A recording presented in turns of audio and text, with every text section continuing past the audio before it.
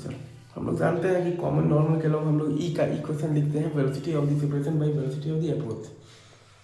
हम लोग जानते हैं कि कॉमन नॉर्मल के लोग हम लोग ई का इक्वेशन लिखते हैं वेलोसिटी ऑफ द सेपरेशन और by the velocity of the approach. Easy.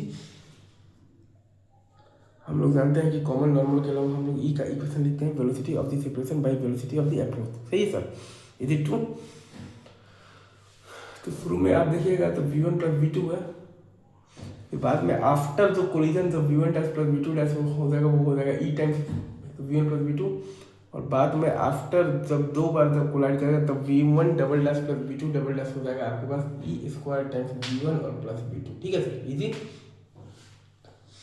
Easy sir, क्योंकि दो पार्टिकल है, एक को हमने v1 स्पीड दिया हुआ है और एक को हमने v2 स्पीड दिया हुआ है, और एक हमारे पास तो सर्कुलर स्मूथ वो ऑब्जेक्ट है। Right sir, is true?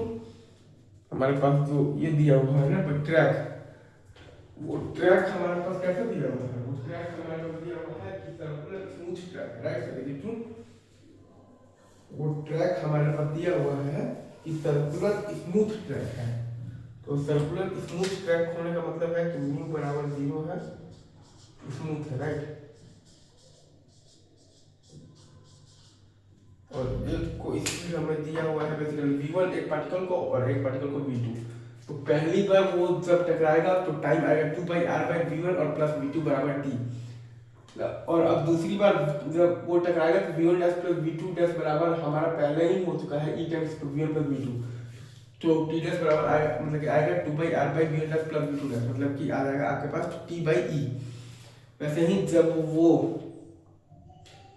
तीसरी बार जब टकराएगा तो पहले ही हमारे पास v1 double dash plus v2 double dash हो चुका है e square times v1 plus v2, तो t डबल डैश बराबर आ जाएगा 2/r/v1 डैश, सॉरी, तो हमारे पास आ जाएगा तो t double dash is equal to 2/r/v1 double dash plus v2 double dash, हमारे पास आ जाएगा तो t double dash is equal to 2/r/v1 double dash plus v2 double dash is equal to आ जाएगा हमारे पास t/e स्क्वायर।